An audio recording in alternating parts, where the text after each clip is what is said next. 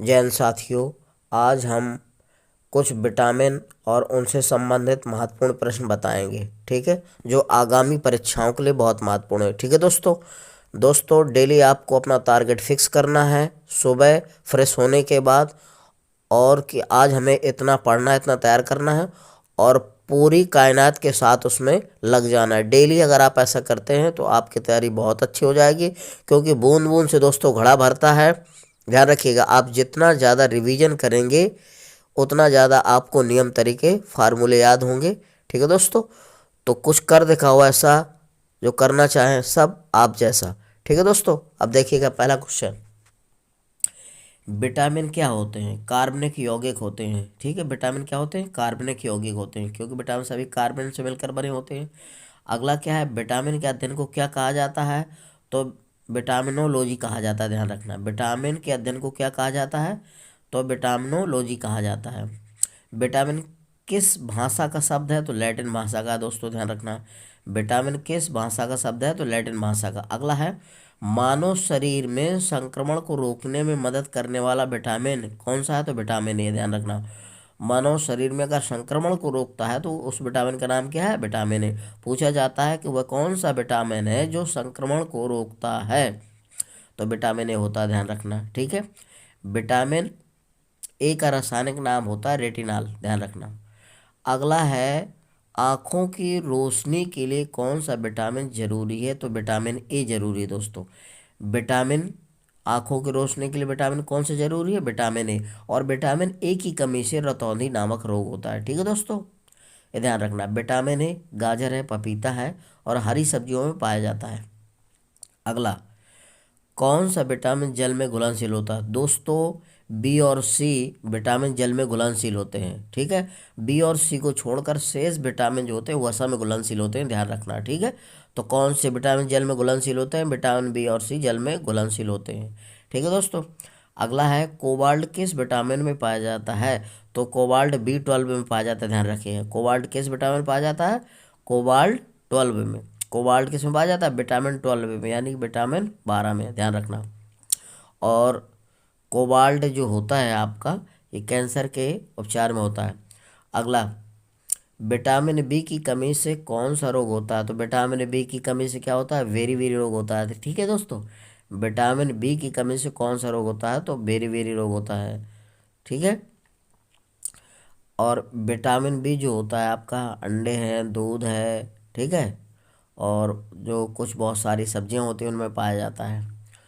अब अगला है, विटामिन सी का रासायनिक नाम क्या होता है? तो विटामिन सी का रासायनिक नाम होता है स्कारबेक अम्ल। ध्यान रखना, विटामिन सी का रासायनिक नाम क्या होता है? स्कारबेक अम्ल।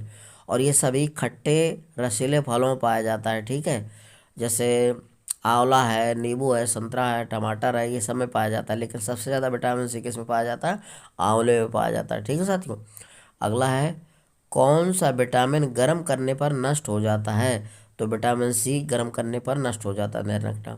लेकिन नींबू एक ऐसा है जिसको उबाल देते हैं तो नष्ट नहीं होता। ध्यान रखना, अगर उबाल कर पकाने पर पूछा जाए तो उसमें विटामिन सी नष्ट नहीं होता, लेकिन अन्य चीज़ों का विटामिन नष्ट हो जाता है। ध्यान रखना। विटामिन सी का मुख्य स्रोत क्या है? तो आंवला। देखिए बता लिखा है इसमें। अगला बता चुके हैं कि आंवला विटामिन सी का बहुत अच्छा स्रोत है, सबसे ज़्यादा पाया जाता है। और सर्दियों में आंवला मिलता है, तो सर्दियाँ जो है पेट के लिए अमृत, इसको खूब खाना चाहिए। अचार मुरब्बा के रूप में अचार खाओ, या जैसे भी खाओ खाओ। अगला है, ये स्टेमिना बनाए रखता है और रोग प्रतिरोधक क्षमता को बढ़ाता है। विटामिन सी की कमी से कौन सा रोग होता है? तो स्कर्वी रोग होता है। ध्यान रखना, विटामिन सी की कमी से स्कर्वी रोग होता है, ये मसूड़ों से संबंधित होता है। ठीक है दोस्तों। अगला है, दूध में कौन सा विटामिन नहीं होता?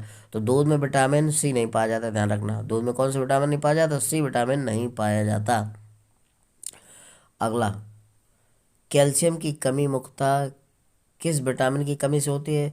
तो कैल्शियम की कमी विटामिन डी से होती है। ध्यान रखना, कैल्शियम के बिना विटामिन डी नहीं संभव है। ध्यान रखना। और विटामिन डी सूर्य के प्रकाश में पाया जाता है। ठीक है। और विटामिन डी का रासायनिक नाम क्या होता है? टोकोफेरॉल होता है। ध्यान रखना। अगला है, सूर्य के प्रकाश से हमें कौन सा विटामिन मिलता है? तो विटामिन डी मिलता है। सूर्य के प्रकाश में विटामिन डी पाया जाता है। अगला है, विटामिन डी की कमी से कौन सा रोग होता है?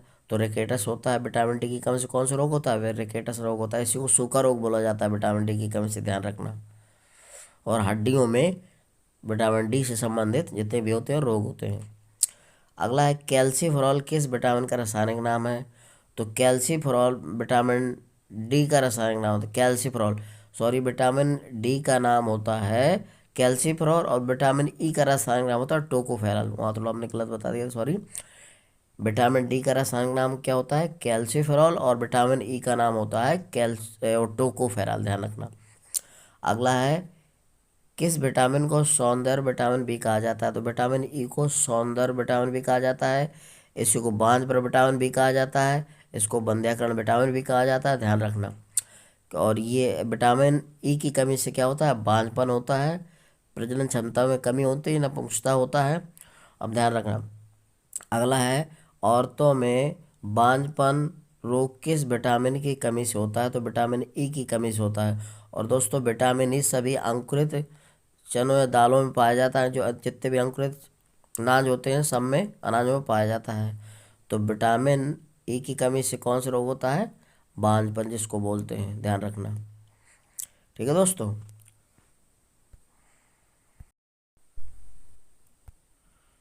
अगला क्वेश्चन है नर लैंगिक हार्मोन कौन सा होता है? तो टेस्टोस्टेरोन नर हार्मोन्स होता है। एस्ट्रोजन स्त्री हार्मोन्स होता है। और नर लैंगिक हार्मोन कौन सा होता है? टेस्टोस्टेरोन होता है, ध्यान रखना। अगला है मादा लैंगिक हार्मोन्स का क्या नाम होता है? एस्ट्रोजन, ध्यान रखना। मादा लैंगिक हार्मोन्स का क्या नाम होता है? एस्ट्रोजन। और नर लैंगिक हार्मोन्स का नाम होता है टेस्टोस्टेरोन। अगला है कौन सी गैस फूलों का रंग उड़ा देती है? तो क्लोरीन ऐसी गैस होती है जो फूलों का रंग उड़ा देती है, ध्यान रखना। अधिकांश पूछा जाता है कि कौन सी गैस है जो फूलों का रंग उड़ाती है, तो क्लोरीन गैस से, ध्यान रखिए। अगला लेड पेंसिल बनाने में उपयोग होने वाला पदार्थ कौन सा है? तो ग्रेफाइट, ध्यान रखना। लेड पेंसिल बनाने में उपयोग होने वाला पदार्थ क्या है? ग्रेफाइट होता है। वायुमंडल में कौन सी गैस अक्रिय गैस नहीं होती है? रेडॉन, ध्यान रखना। वायुमंडल में पाई जाने वाला अक्रिय गैस कौन नहीं पाई जाती? रेडॉन, बिल्कुल ना की मात्रा बराबर पाई जाती है। सबसे ज़्यादा आर्गन गैस पाई जाती है वायुमंडल में, ध्यान रखना। वायुमंडल में कौन सी अक्रिय गैस नहीं पाई जाती? रेडॉन नहीं पाई जाती, ना के मात्रा के बराबर पाई जाती है, सबसे ज़्यादा आर्गन पाई जाती है। कृत्रिम वर्षा कराने के लिए उपयोग में लाया जाता है क्या? Silver iodide. तो सिल्वर आयोडाइड से हम कृत्रिम वर्षा कराने में उपयोग किया जाता है सिल्वर आयोडाइड का, ध्यान रखना। कृत्रिम वर्षा के लिए उपयोग में लाया जाता है किसका? सिल्वर आयोडाइड को। कांसा किसकी मिश्र धातु है? तो तांबा और टीन की, ध्यान रखना। कांसा जो है तांबा और टीन से मिलकर बनता है, ठीक है, ध्यान रखिएगा। कांसा किसकी मिश्र धातु है? कापर और टीन की। अगला है होम्योपैथिक के जनक कौन है? तो डॉक्टर सैमुअल हैनिमैन है, ध्यान रखना। होम्योपैथिक के जनक कौन है? तो डॉक्टर सैमुअल हैनीमैन है, ध्यान रखना। अगला है विश्व होम्योपैथिक दिवस कब मनाया जाता है? 10 अप्रैल को मनाया जाता है। विश्व होम्योपैथिक दिवस कब मनाया जाता है? 10 अप्रैल को। जीव विज्ञान का जनक किसे कहा जाता है? अरस्तु को, ध्यान रखना। जीव विज्ञान का जनक किसे कहा जाता है? अरस्तु को। अरस्तु को जीव विज्ञान का जनक है, यानी कि जिसने खोज की थी। इसके पिता कौन है? अरस्तु। अगला क्या है हरी मेहंदी में कौन सा पदार्थ मिलाया जाता है जिसके कारण वह लाल हो जाती है? तो लाइसोसोम, ध्यान रखना। हरी मेहंदी में कौन सा पदार्थ मिलाया जाता है जिसके कारण वह लाल हो जाती है? तो लासोन, ध्यान रखना। लासोन नामक एक पदार्थ होता है जो मेहंदी में मिलाया जाता है। अगला है मानव का अध्ययन क्या कहलाता है? एंथोलॉजी कहलाता है, ध्यान रखना। मानव का अध्ययन क्या कहलाता है? Anthropology, sorry. मानव का अध्ययन क्या कहलाता है? एंथ्रोपोलॉजी। छिपकलियों का अध्ययन किया जाता है सौरोलॉजी कहलाता है। छिपकलियों का अध्ययन क्या कहता है? सौरोलॉजी। ऊष्मा के अध्ययन को क्या कहते हैं? तो डायनोमिक्स कहते हैं, ध्यान रखना। ऊष्मा के अध्ययन को क्या बोलते हैं? थर्मोडायनोमिक्स कहते हैं। ऊष्मागतिकी के अंतर्गत आता है, ठीक है। मानव मनुष्य में कौन से क्रोमोसोम मिलने के से बालक का जन्म होता है? यानी कि मनुष्य में किन क्रोमोसोम से मिलने से बच्चे का जन्म होता है, बालक, ध्यान रखना। तो मनुष्य में जो एक्स वाई गुणसूत्र पाए जाते हैं, क्रोमोसोम, और जो स्त्री होती है उसमें एक्स एक्स पाए जाते हैं। तो एक्स और वाई के मिलने से, यानी कि पुरुष का वाई और एक्स स्त्री का जब मिलता है, निषेचन क्रिया होती है, तो बालक का जन्म होता है, ध्यान रखना। एक्स और वाई, पुरुष का वाई और स्त्री का एक्स, मिलने से बालक का जन्म होता है। अगर एक्स एक्स मिलते तो पुत्री का जन्म होता है, ध्यान रखना।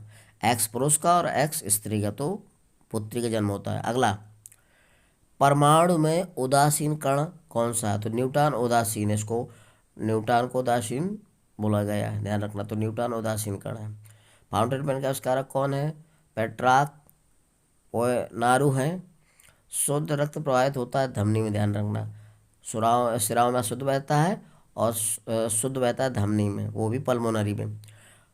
तो शुद्ध रक्त प्रवाहित होता है धमनी में, ध्यान रखना। अशुद्ध रक्त प्रवाहित होता है सिराओं में। अगला है, बल का SI मात्रक न्यूटन होता है और CGS पद्धति मात्रक डायन होता है। बल का SI पद्धति मात्रक क्या होता है? न्यूटन, और CGS पद्धति में डायन होता है। सौर मंडल का सबसे बड़ा उपग्रह चंद्रमा कौन सा है? गैनीमीड। सौर मंडल का सबसे बड़ा उपग्रह कौन सा है? तो गैनीमीड है, ठीक है।